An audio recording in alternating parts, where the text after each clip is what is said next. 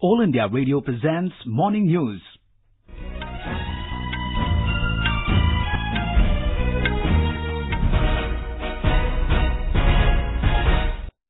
Good morning, I'm Abhishek Kumar. The headlines. Government approves extension of PM-KISAN scheme to all farmers of the country. Also clears pension scheme for small farmers and traders. Prime Minister Narendra Modi says cabinet decisions will enhance the dignity and empowerment of the people of the country. Kasturirangan committee submits new draft education policy to HRD Ministry. Sriganganagar in Rajasthan records 50 degrees Celsius as heat wave sweeps several parts of the country. Delhi registers 47 degrees. In US, 12 people, including the gunman, killed in a mass shooting in Virginia. And in French Open tennis, world number 2 Karolina Pliskova crashes out.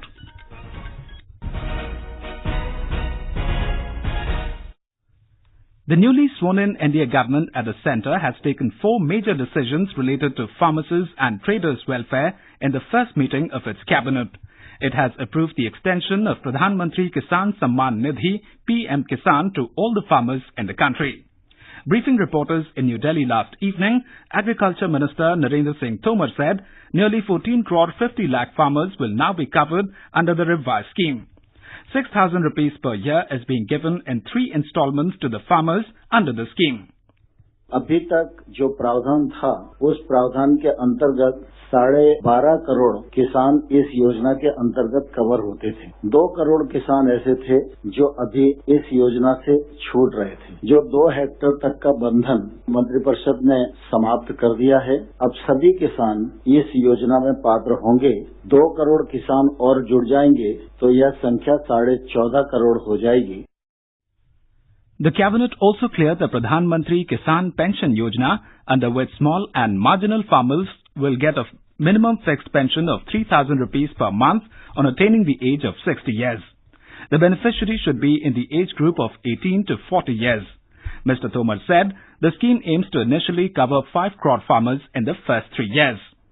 The cabinet also gave its nod to a pension scheme for small traders. Information and Broadcasting Minister Prakash Javadekar said the scheme is meant to provide universal social security to all shopkeepers, retail traders and self-employed persons.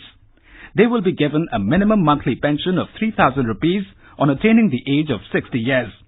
Altogether, 3 crore retail traders and shopkeepers will be benefited under this scheme. The government also approved a special scheme for controlling foot and mouth diseases of animals. Mr. Javadekar said over 13,300 crore rupees is to be allocated to eradicate the disease in 5 years. In a series of tweets, Prime Minister Narendra Modi termed the cabinet decisions as path-breaking. The BJP had promised these measures in its election manifesto. Mr. Modi said hard-working farmers and industrious traders will benefit greatly due to the decisions. He said the decisions will enhance dignity and empowerment of the people of the country. Union Home Minister Amit Shah said farmers and poor have always been a priority for the NDA government. The first session of the 17th Lok Sabha will commence on the 17th of this month. The Rajya Sabha will have its sitting from 20th onwards. Mr. Javadekar said the session will continue till the 26th of next month. 17th and 18th will be devoted to oath of new members in Lok Sabha. 19th will be the election of Speaker. 20th will be the joint session. From that date, the Rajya Sabha will also start and both houses will meet in a joint session where we will request the President to address both houses of Parliament. And then there will be discussion on President's speech and also on 5th July there will be budget and there will be other legislative businesses also. So this will be very fruitful session and we hope that all parties will cooperate. Former ISRO Chief Dr. Kasturirangan led committee has submitted the draft National Education Policy NEP to HRD Minister Ramesh Pokhriyal Nishank in New Delhi. The policy draft recommends incorporation of Indian knowledge systems in the curriculum, constituting a National Education Commission and curbing arbitrary fee hikes by private schools. More from our correspondent. The expert panel has proposed massive transformation in teacher education by moving all teacher preparation and education programs into large multidisciplinary colleges and universities. It added that the topics will include Indian contribution to mathematics, astronomy, psychology, yoga, architecture, medicine, as well as governance, polity, society and conservation course on Indian knowledge systems. In higher education, a restructuring of higher education institutions with 3 types of higher education institutions is proposed by the committee, whereas in school education, a major reconfiguration of curricular and pedagogical structure with early childhood care and education as an integral part of school education is proposed by the committee. Sheila for Air News, Delhi. Newly elected Congress Lok Sabha MPs will meet for the first time in New Delhi today and are likely to elect the leader of its parliamentary party, CPP. All the 52 MPs are expected to be present at the meeting, besides its members in the Rajya Sabha. The CPP is currently chaired by Sonia Gandhi. The MPs will also chalk out its strategy for the upcoming session of Parliament. This will be the first official meeting that Rahul Gandhi will attend after he offered to quit as Congress President during the party's Working Committee CWC meeting last month.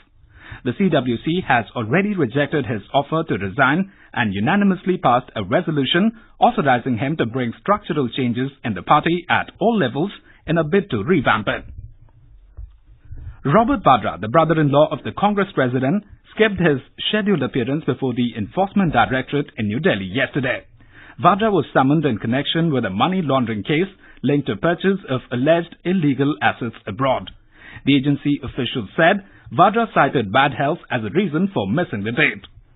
The agency has now asked him to appear on Tuesday to answer questions emerging from some fresh evidences brought out in the case.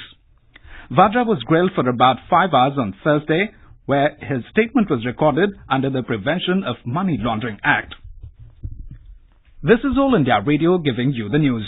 For quick news updates, follow us on Twitter at AIR News Alerts. Temperature at Sriganganagar in Rajasthan touched 50 degrees Celsius yesterday as heatwave continues to sweep several parts of the country. Mercury at Churu in the state touched 48.5 degrees. The day temperature in Bikaner was 46.6 degrees and 46.5 degrees in Jaisalmer. Delhiites experienced the hottest day of the season, with the mercury rising to nearly 47 degrees Celsius in some areas. The Met Department has issued a red color warning for the national capital. Red color warning indicates extreme weather situations. In Uttar Pradesh, the maximum temperature hovered between 43 and 46 degrees Celsius in many parts. Details from our correspondent. Temperature in Bundelkhand region is breaking all records every passing day. Mercury has gone beyond 45 degrees Celsius in most parts of the region. In Banda, temperature recorded highest in the state, which was 48.4 degrees, 5 degrees above normal. In Jhansi, Urai and Hamirpur also, day temperature recorded close to 46 degrees. Allahabad recorded highest temperature in night, which was 31 degrees. Met Department has warned about severe heat wave in some parts of the state. Sushil Chandra Tiwari, AIR News, Lucknow.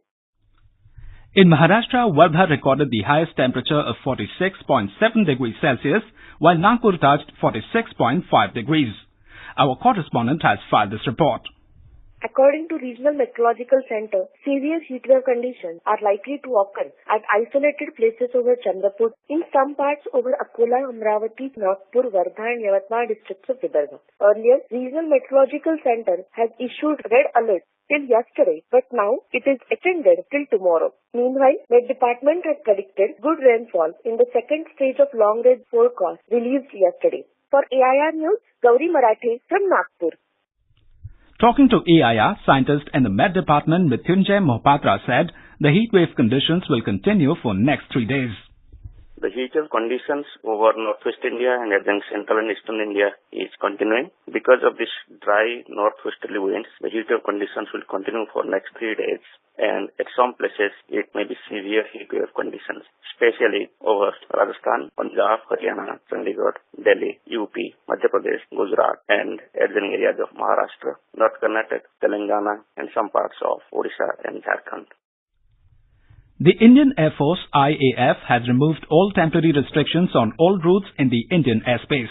The IAF made the announcement on Twitter. The Air Force had imposed the restrictions following airstrikes on a terror camp at Balakot in Pakistan on 27 February. The restrictions did not allow any aircraft flying over Pakistan airspace to use entry or exit points into India. India, Australia, Japan and the United States have reaffirmed their commitment towards a free, open, prosperous and inclusive Indo-Pacific region based on shared values and principles. An External Affairs Ministry release said senior officials of the four countries met at Bangkok in Thailand yesterday to hold consultations on regional and global issues of common interest. The countries reiterated their strong support for ASEAN centrality and ASEAN-led mechanisms in the regional architecture for the Indo-Pacific. The nations welcomed the initiative of ASEAN towards a common vision for the Indo-Pacific in this regard. In the US, 12 people, including the gunman, have been killed in a mass shooting at a government building in the state of Virginia. 6 people were injured. Police said the shooting took place at Virginia Beach Municipal Center last night. The suspect, a long-term and current employee at the center, fired indiscriminately. The gunman, whose identity has not yet been released, was later killed. A police officer was among the wounded. News just in. Newly appointed Defence Minister Rajnath Singh paid tributes at the National War Memorial in New Delhi this morning. He was accompanied by the 3 service chiefs, Army Chief General Bipin Rawat, Air Chief Marshal B.S. Dhanoa, Navy Chief Admiral Karambir Singh. Mr. Singh will formally take charge as the Defence Minister later today. And now news from the world of sports. In tennis, world number 2, Karolina Pliskova has made a shock third-round exit at the French Open, the second Grand Slam of the season in Paris. The Czech, who was the semi-finalist in 2017, lost to world number 31 Petra Martic of Croatia 3-6, 3-6. Defending champion Rafael Nadal and third seed Roger Federer were among those who advanced to the pre-quarterfinals. In men's doubles, Rohan Bopanna and his Romanian teammate Marius Copil progressed to the round of 16. The Indo-French team of Leander Paes and Benoit Paire advanced to the second round. David Sharon and his Brazilian partner Marcelo de Molina made an early exit. Onto cricket, New Zealand will take on Sri Lanka while defending champions Australia face Afghanistan in the 2 round-robin matches of the ICC World Cup in the United Kingdom today. The New Zealand-Sri Lanka game will be played at Cardiff at 3 p.m. Indian Standard Time. The Australia-Afghanistan fixture is slated to begin at 6 p.m. at Bristol. Meanwhile, ICC will provide fans greater access to the content of the World Cup, the teams and the stars than ever before. ICC has entered into partnerships with Facebook, YouTube and Twitter, and fans can now enjoy recaps, reports, live scores and updates, behind the scenes and other content. Savi Hassan Khan, AIR News. And now for an overview of today's newspapers, it's over to Lalima Aneja Dang. Well, thank you, Abhishek. New Council of Ministers taking charge and the latest GDP data released by the Central Statistic Office are the lead stories across dailies this morning. Shah gets home, Nirmala Finance, Rajnath's Defence, Jaishankar MEA is the headline in the Asian Age with the subheading Union Budget on July 5, Farmer Scheme Extended. The Indian Express writes, the government is in with the subheading First Up, 6,000 per year farm payouts to all PM scholarship hike. In some good news for the farming community, the Times of India writes, government extends PM-KISAN scheme to all 14.5 crore farmers, OK's farm and small trader pension. On the latest GDP figures, the Tribune and several others write, GDP 5-year low, 5.8% quarter, loses fastest growing tag. Unemployment, 45-year high. The Business Standard reports GDP growth slips to 5-year low, alongside government's reaction in the subtext saying government blames NBFC crisis for current slowdown. And finally, are you planning on a trip to some city? Well, think twice about visiting a polluted city. It could make you sick, reports the Times of India of a research conducted at the New York University School of Medicine. And with that, it's back to you, Abhishek. Thank you, Lalima. And now before we end the bulletin, the headlines once again. Government approves extension of PM-KISAN scheme to all farmers of the country, also clears pension scheme for small farmers and traders. Prime Minister Narendra Modi says cabinet decisions will enhance the dignity and empowerment of the people of the country. Kasturirangan committee submits new draft education policy to HRD Ministry. Sriganganagar in Rajasthan records 50 degrees Celsius as heat wave sweeps settled parts of the country. Delhi registers 47 degrees. In US, 12 people including the gunman killed in a mass shooting in Virginia.